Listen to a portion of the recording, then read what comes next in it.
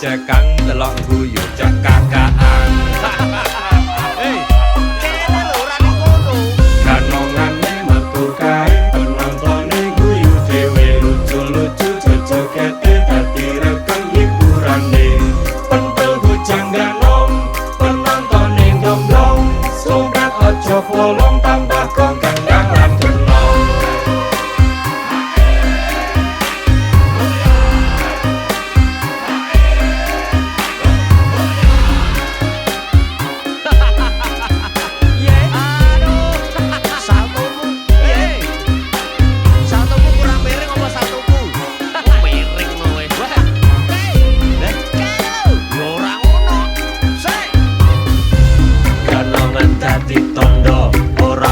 Sing liya pancen ora ana anane ning Ponorogo.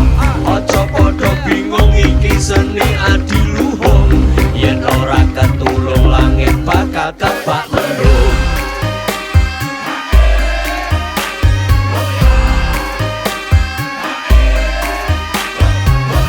Para kawula muda aja padha sembrono, seni iki nyata mula padha lestarekno.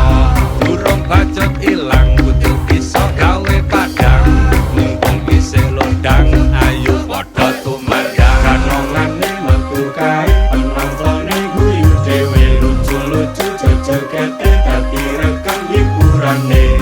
Pentel bujang ganom penontone domblong sumrat aja bolong tambah